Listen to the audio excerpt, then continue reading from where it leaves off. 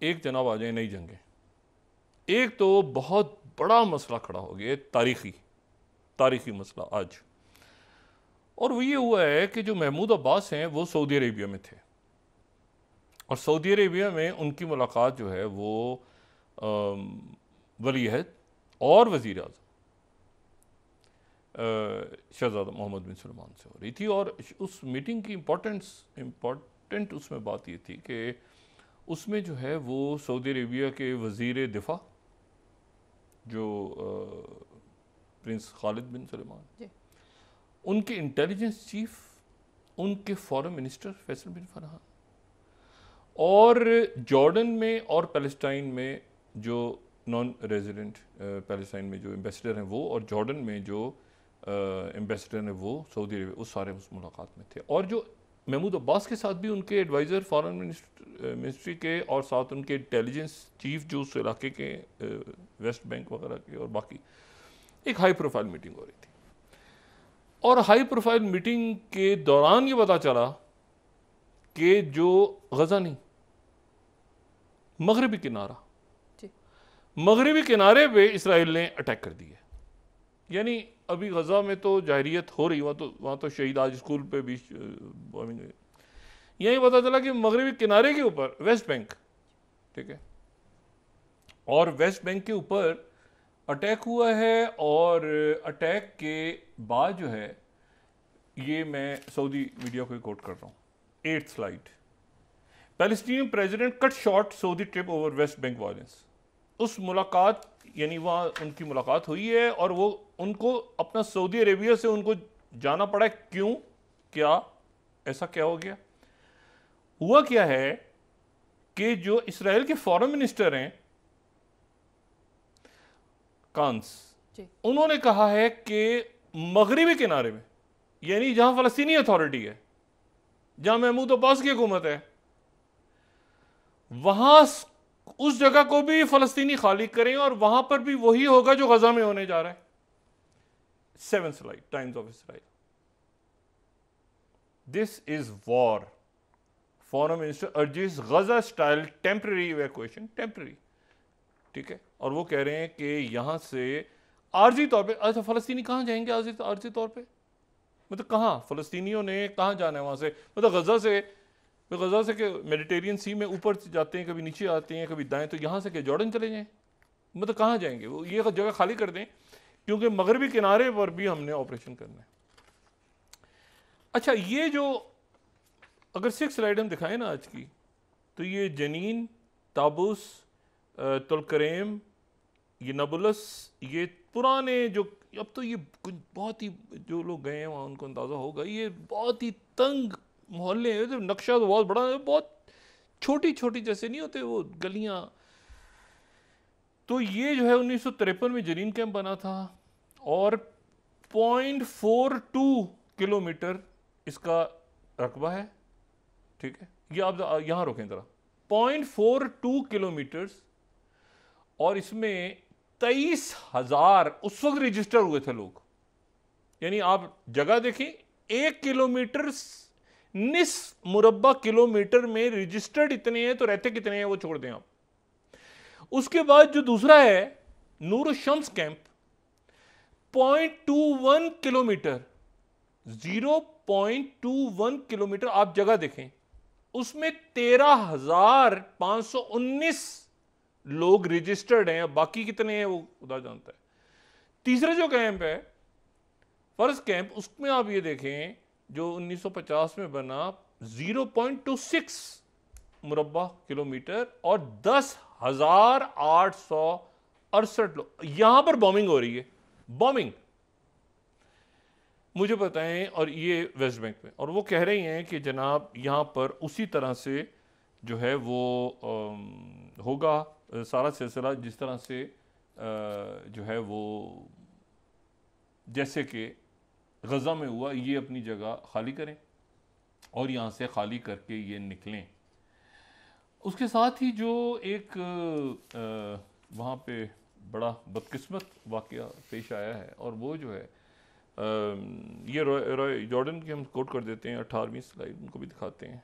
Israeli foreign minister calls for West Bank military strategy similar to Gaza.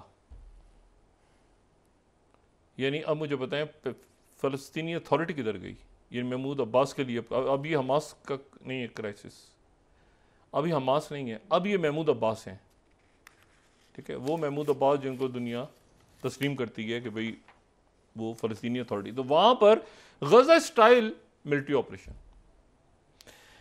तो इन्होंने cut shot किया और ये वहाँ चले गए।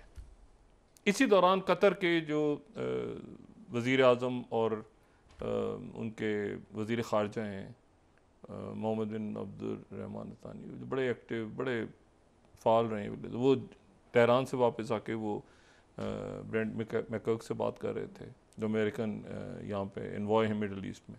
दरमियान में इसराइल ने कहा कि हम यहाँ पे अब हम, अच्छा इसका मतलब ये है कि जॉर्डन, इसका मतलब ये है कि सीरिया, इसका मतलब है कि अब ये जंग दोबारा एस्केलेशन की तरफ, वो जो था कि जी मतलब अब वो इधर उन्होंने ट्राई करी। वो कह रहे हैं कि यहाँ पर जॉर्डन से असला आ रहा है।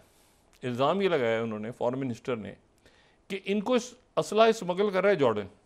जैसे पहले उन्होंने कहा था ना कि रफ़ा को असला दे रहा है, आता है ये टनल्स में से, तो यहाँ पे फिलाडेल्फी कॉरिडोर पे हम बैठेंगे क्योंकि इजिप्ट का मसला। अब वो कहते हैं कि यहाँ पे आ रहा है जो असला आ रहा है वो आ रहा है जॉर्डन से, जॉर्डन पर इल्ज़ाम लगा दिया। अभी कहाँ जा रहे हैं इशू, देखते हैं अगले 24-48 घंटों में। ये जंग दोबारा मतलब मगरबी किनारे को खाली करेंगे अब, ठीक है, यानी फ़लस्तीनी अथॉरिटी को ख़त्म करेंगे वहाँ से। उसके बाद जनाब वहाँ पर एक दूसरा क्राइसिस, एक जो नई जंग है, ये भी, इसको भी मैं एक बड़ा क्राइसिस है। लीबिया में जब वो गए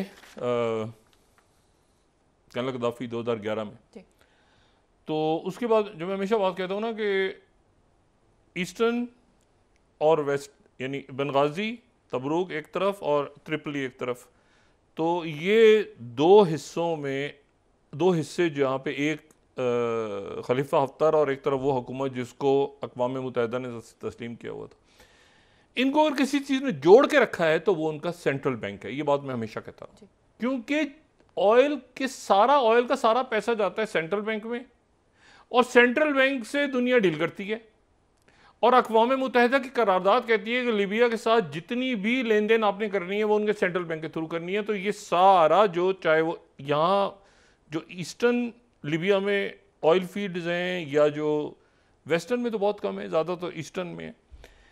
अब जनाब उधर जब से कद्दाफी गए हैं तो कोई 11 वज़ीर आज़म चेंज हो चुके हैं।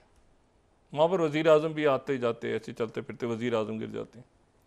लेकिन वहाँ पर जो सबसे मजबूत पोजीशन है वो सादिक अल कबीर की है। सादिक अल कबीर जो है वो 2011 से, मतलब वो 9, 10 या 11 वज़ीर आज़म फारिग हो चुके हैं। ये सेंट्रल बैंक के गवर्नर हैं, ये अपनी जगह से इनको कोई नहीं हटा सका।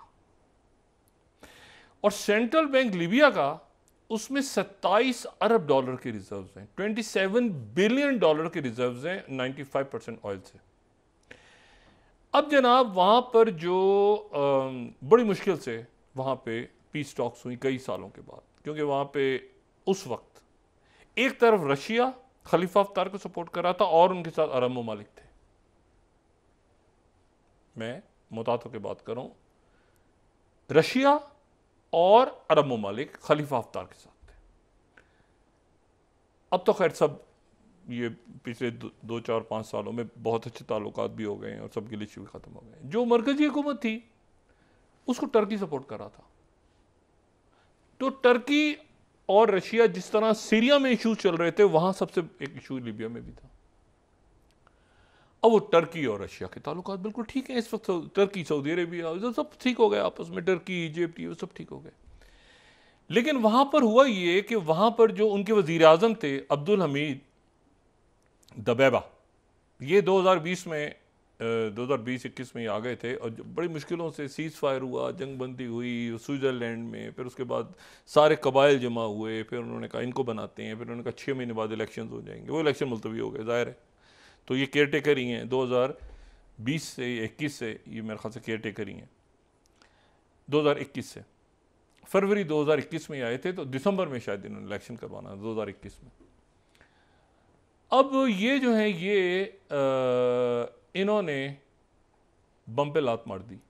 वजीर आजम है मुल्क के, इन्होंने गवर्नर, वो जो 11 साल से एक बंदा गवर्नर बैठा है, वो ट्रिपली में अपने दफ्तर के अंदर, वो कोस्टल लाइन पे, वहाँ के उसकी जगह वो आपको नज़र आएंगे, वो सारे मेडिटेरियन सी पे जो 5 स्टार होटल्स हैं उनमें दफ्तर हैं लिबिया के। ऑयल, सोचे ना आप, उनका पूरा दुनिया भर में डील्स हैं। उनको हटा दिया इन्होंने। उनको हटाने की गलती की तो उसके नतीजे में वो खलीफा हफ्तार जो हैं, उन्होंने पूरे लिबिया के अंदर, ईस्टर्न लिबिया में जो मशरक़ है, वहाँ पे ऑयल प्रोडक्शन बंद कर दी। वजह क्या हुई कि आपने इनको क्यों हटा दिया? अब जनाब इसमें सारी दुनिया कूदी हुई है, और दुनिया का वज़न कहाँ पे है? दुनिया का वज़न है वो जिसको बरतरफ किया, वो कह रहे मैं तो छोड़ूंगा नहीं, ये ओहदा नहीं छोड़ूंगा, मैं तो रहूँगा इधर। वज़ीर आज़म ने घर जाना है घर जाए, मैं तो स्टेट बैंक का गवर्नर हूँ, ये कौन है? मतलब पैसे मेरे पास है, ये कौन है? ये कहाँ से आगे है? अब वो वज़ीर आज़म साहब ने बड़ी मुश्किलों से खाना जंगी वज़ीर आज़म बने, वो वज़ीर आज़म कहते ये कौन है, मुझे हटाएगा? अच्छा, जो जिसको उन्होंने अपॉइंट किया था वो बंदा भी भाग गया। शुक्री जो है, शुक्री वहाँ पे उनको अपॉइंट किया, तो साबिक डिप्टी गवर्नर थे, वो भी दौड़ गए। उन्होंने कहा ये जो ब्लड शेयर होने वाला है ये सारा मेरे सर पे जाएगा, तो मैं तो ये ओहदा लेने से। एक बरतर हो गए, दूसरा आ नहीं रहा, ऑयल बंद हो गया, उन्होंने प्रोडक्शन बंद हो गई, दुनिया पूरी कूदी हुई है बीच में। अब जनाब रौला पड़ा हुआ है, और जनाब वो जो है वो वहाँ पर अब वज़ीर आज़म जाएगा, वो गवर्नर नहीं जा सकता स्टेट बैंक का। अच्छा, अब इसमें इशू ये सारा, आज जो है ये राइवल गवर्नमेंट्स है ना दो, राइटर्स अगर 5वीं स्टोरी देखें, ये बड़ा अजीब व गरीब किस्म की सूरत हाल है।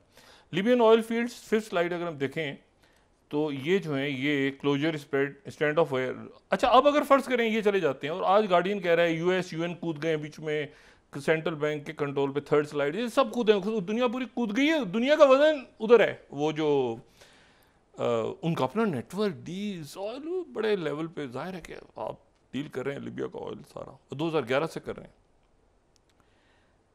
अब मुझे बताएं, अगर ये फारिग हो गए वजीर आजम, इन्होंने ये फारिग हो गए और गवर्नर रह गया, वो गवर्नर ओहदा नहीं छोड़ रहा, दुनिया उससे बात कर रही है, वो अपने ओहदे पे बैठे हैं, वो कह रहे हैं ये जाए फारिग हो, ये कौन आदमी है? इस तरह के तो 8-10 में भुगता चुका हूँ पहले। अच्छा, वो खलीफा हफ्तार उनके साथ मिल गए हैं ना, खलीफा हफ्तार मिल गए उनके साथ, ताज उन्होंने हड़ताल कर दी ऑयल की, वो उधर मिल गए उनके साथ, उधर भी तो ताजिर हैं ऑयल के। सुने, अब इशू क्या है कि इसमें और क्या सपोर्ट चाहिए? यानी एक बंदा ट्रिपली में बैठ के सेंट्रल बैंक चला रहा हो और उसको उधर से भी सपोर्ट मिल जाए, और बाकी अब ऑयल फील्ड्स बंद होनी शुरू हो गई। तो खलीफा हफ्तार अगर आते हैं आगे और ये गवर्नर अपनी जगह रहता है, तो आप समझ लें कि खलीफा हफ्तार के पीछे कौन है। फ्रॉम रशिया विद लव, ये बात मैं पहले कह चुका हूं कि रशिया उस तरफ था, टर्की इनकी हमायत में अब नहीं आ रहा, वजीर आजम की हमायत में।